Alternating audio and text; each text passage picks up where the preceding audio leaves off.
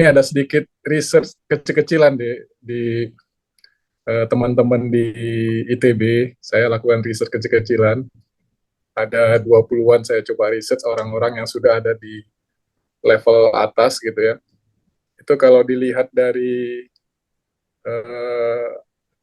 sampel tersebut, ada yang di C-level, di eksekutif, ada yang di akademisi, ada yang di entrepreneur, ada yang di policy maker. Itu rata-rata yang masuk sampai yang sampai di top level itu butuh waktu sekitar 15 tahun. Refleksi dari situ, kira-kira Pak Made ini waktu masih kuliah atau SMA, apakah berpikir karirnya akan seperti sekarang atau gimana kira-kira Pak Made? Terus terang saya nggak punya bayangan akan jadi seperti apa. Tapi simple yang waktu SMA saya pikirin, yang saya selalu terngiang. Saya tuh senang pelajaran yang sains. Jadi matematika, fisika, kimia. Itu saya senang sekali.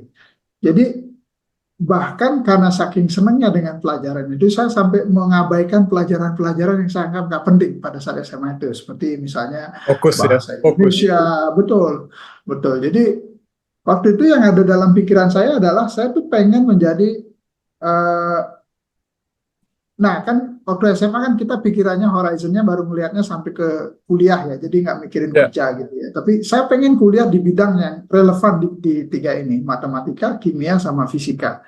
That's it. Jadi horizonnya memang nggak sampai ngelihat ya. Itu mungkin bedanya zaman sekarang dengan dulu zaman kita ya Pak Kris ya. Karena mungkin sosial media tidak membantu, nggak ada kan sosial media pada saat itu. Jadi kita horizonnya terbatas.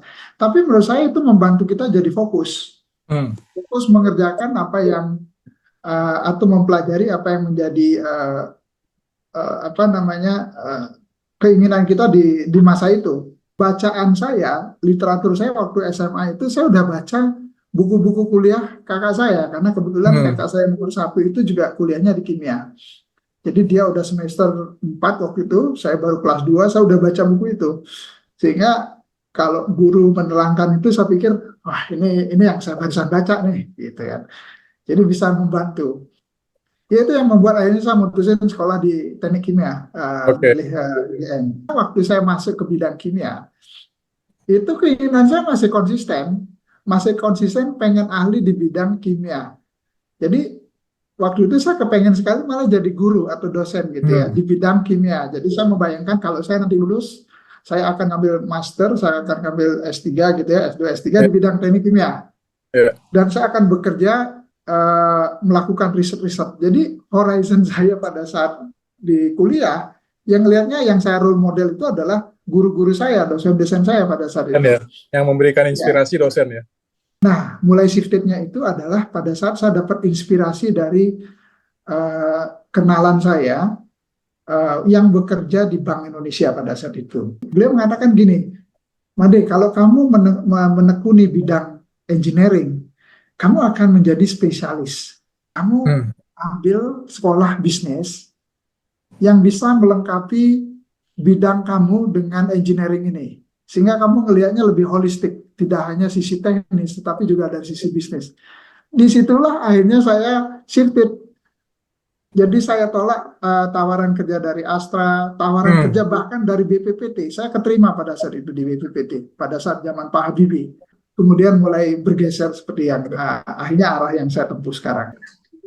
Jadi dari situ kita lihat bahwa ada orang-orang dekat yang memberikan inspirasi ya. Tadi kalau SMA tadi mungkin kakak tadi ya yang sudah kuliah duluan di bidang kimia. Lalu pas kuliah ada dosen yang memberikan inspirasi. Lalu setelah tamat ada teman tadi di BI yang memberikan inspirasi. Jadi memang seringkali inspirasi itu datang dari orang-orang dekat ya. Jadi dari kalau lingkungan dekat kita, kalau salah bergaul atau lingkungannya kurang tepat, ya mungkin nggak ada inspirasi yang memicu kita ya.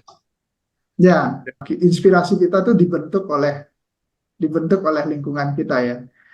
ya kita belajar bersama-sama dan saling mempengaruhi kelihatannya gitu ya. Saya kepengen seperti Pak Dewo, saya kepengen seperti Pak Kris gitu ya. Teman-teman sekitar kita, keluarga, guru, orang tua itu sangat mempengaruhi pola pola pikir kita dan inspirasi Ya, yang kita tentukan di dalam perjalanan hidup kita.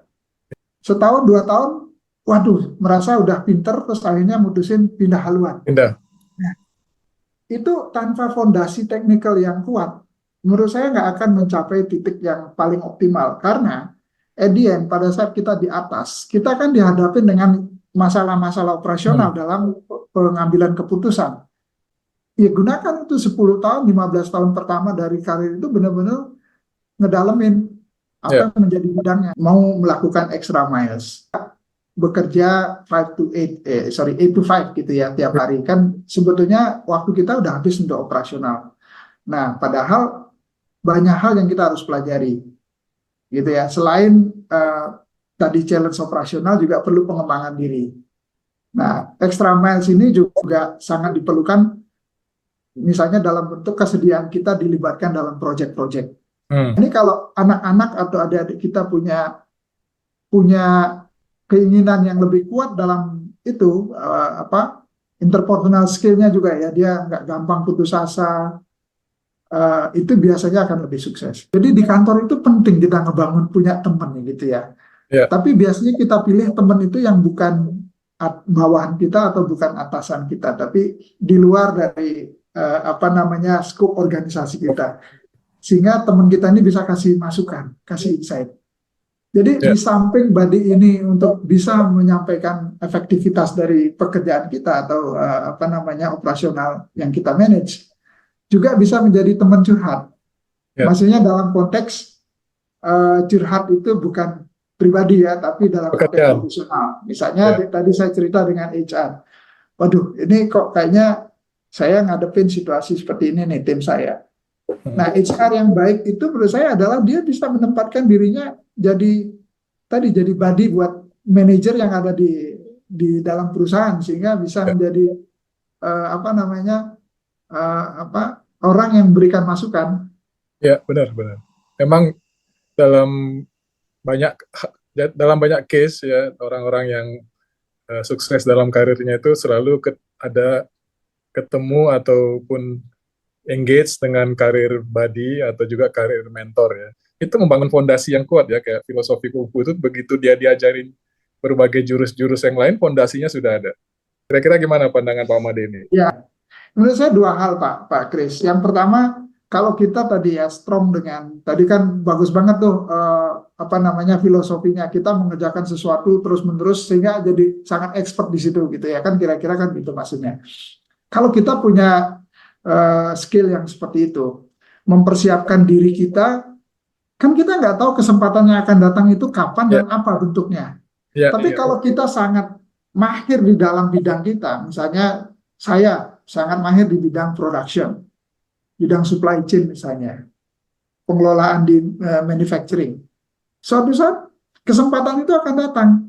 hmm, Tapi orang kalau dia hanya ngelihat ke depan, waduh, ini saya akan menjadi, saya kepengen menjadi direktur di perusahaan ini. Tapi dia nggak mengasah apa yang dia kerjakan sekarang, posisi itu nggak akan pernah nyampe ke tempat dia. nggak ada persiapan Ya, ya. tapi betul. Jadi kalau kita fokus terus mengerjakan apa yang menjadi tugas kita, pada saat kesempatan itu datang, tapi apa yang disampaikan oleh atasan saya pada saat itu? Made, dengan pengalaman kamu di operations, ini kan similar di sales dan distribution. Kamu pasti bisa berkontribusi dan saya yakin kamu bisa. Dan ternyata ya memang dengan ya tentu banyak tantangan ya dan juga bantuan dari atasan, dari teman-teman, dari tim terutama ya. Akhirnya ya kita bisa menjalankan tugas itu dengan baik. Semua leader yang ada di top ya, saya yakin apalagi pengusaha-pengusaha besar gitu ya. Saya banyak belajar dari beliau-beliau ini. Kesulitan itu yang membuat mereka menjadi semakin kuat. Ya Ya. kan ada orang yang bilang what doesn't kill you make you stronger kan. You're Ya itu stronger. dalam dalam berbagai konteks menurut saya benar. Ya kan kalau masih hidup dan kita hadapi situasi yang berat itu akan menjadi kita menjadi lebih kuat, lebih cerdas dan lebih pintar. Nah, gimana Pak Made melihat dalam perjalanan karirnya walaupun sudah sampai di top, investment untuk terus belajar itu gimana selama ini? Karena kan setelah kerja kan mungkin nggak sempat belajar formal lagi ya, tapi kan learning is everywhere gitu ya, tidak hanya formal learning. Ya. Sampai di mana nih kamu mengasah pisau kamu? Karena kalau kamu nggak asah, ya tahun lalu kamu bisa istilahnya motong pohon dengan pisau yang sama 10, makin lama makin turun karena nggak pernah diasah gitu ya. Berusaha untuk membuat semacam goals gitu ya. Seringkali ya kadang goals itu memang seringkali nggak kecapai malah. Misalnya gini, saya pengen baca buku sekian gitu. Jadi saya udah beli buku itu, numpuk aja di belakang saya gitu. Ini kebetulan di ruangan saya, di ruangan kerja saya di rumah ini, saya senang beli buku yang udah intinya pokoknya kalau saya libur saya mau baca minimal berapa buku gitu, dan itu memang sering meleset. Tapi kalau kita tentuin goalnya misalnya 5 buku, kebaca cuma 2 buku, minimal kan ada hasilnya daripada kita nggak punya goal gitu ya. Tapi yang satu yang saya ingin tambahin Pak Kris, peran keluarga itu penting banget. Ya, ya. Karena tadi kan saya cerita tentang resilient ya, tentang daya tahan kita ngadepin tantangan. Edian kan kita kalau di kantor kan ketemu dengan berbagai tantangan dan tim ya yang tipikalnya macam-macam. Tapi kan semua orang kan pulang ke rumah, dan keluarga itu menurut saya adalah support system yang paling utama. Kalau saya sederhana, tiap pagi saya usahakan sarapan dengan istri saya. Jadi saya bicara, oke, hari ini saya mau ngapain, dan dia selalu tuh dia masak buat saya. Jadi saya tuh selalu bawa makanan dari rumah. Saya selalu sempatkan untuk ketemu dengan anak saya yang kecil. Jadi paling nggak ya ngobrol sebentar dengan anak saya yang cewek juga, yang kebetulan baru selesai kuliah S1-nya. Ya paling nggak ada telepon, ada conference. Ini membuat apa ya, energi kita tuh yang tadinya udah turun gitu ya. Ya kan, support system yang terbaik itu ya dari keluarga itu. Oh, ngelihat anak-anak, istri kita, keluarga kita sehat, itu membuat kita menjadi lebih energi recharge lagi. recharge. Ya. Fondasinya itu tidak mengatakan bahwa kita akan selalu berhasil, tapi fondasi itu membuat kita mampu bangkit kembali walaupun gagal gitu ya. Ya. Bangkit kembali walaupun gagal, dan keep fighting, dan punya spirit yang kuat untuk terus maju. Bagaimana Pak Made mempengaruhi praktek-praktek HR di perusahaan supaya bisa mendukung atau membantu SDM-SDM di perusahaan itu mempunyai perjalanan karir yang baik gitu ya, sehingga bisa mendukung perusahaan untuk lebih maju lagi, lebih meningkat lagi dari sisi kinerja bisnisnya. Jadi praktek-praktek HR itu kan bisa dipengaruhi juga oleh top management dengan pengalamannya, dengan experience yang dialaminya ya. Gimana kira-kira Pak Made influence HR practice di perusahaan? Pak Kris, saya termasuk orang yang sangat percaya dengan HR, human capital ya Pak ya, development. Jadi di beberapa perusahaan yang saya sempat menjadi istilahnya decision maker lah gitu, saya selalu berusaha melibatkan HR. Misalnya dengan program ya, tentu melibatkan itu nggak hanya memberikan arahan, tapi kita menjadi champion dari program tersebut. Nah, contohnya misalnya di perusahaan yang saya sekarang jalanin di Temposcan, itu saya mendorong lahirnya program manajemen training. Jadi saya melihat bahwa ini kan mulai ada pergeseran ya antara talent-talent yang sekarang ini, mereka kan kebanyakan kepengen langsung misalnya lulus S1 terus jadi supervisor, jadi manager gitu dalam waktu yang cepat. Saya bilang sama HR saya, ya yang saya lihat pada proses rekrutmen itu sebenarnya bukan, oh kita pilih yang paling pinter, tapi kita pilih orang yang paling cocok dengan yang dibutuhkan oleh organisasi. Kita nggak bisa memperlakukan HR itu sebagai departemen yang terpisah, tapi mereka adalah bagian yang utuh dari sistem manajemen kita. Jadi HR itu adalah bisnis partner kita yang kita berjalan bersama-sama, kita kembangkan tim kita dari sisi kompetensi, kemudian penempatan tim yang tepat. HR itu dianggap penting, tidak hanya pada saat ada masalah dan saja datang ke HR, ini Pak ada karyawan kita Biasanya biasanya jadi segala macam. biasanya jadi keranjang sampah masalah doang ya. Nah, enggak, saya dorong tim saya jangan lakukan seperti itu. Justru kamu juga lihat bagaimana mengajak mereka untuk masuk ke dalam area kamu, sehingga mereka juga tahu apa potensi yang kita bisa kembangin supaya kita bisa terus memperkuat organisasi kita.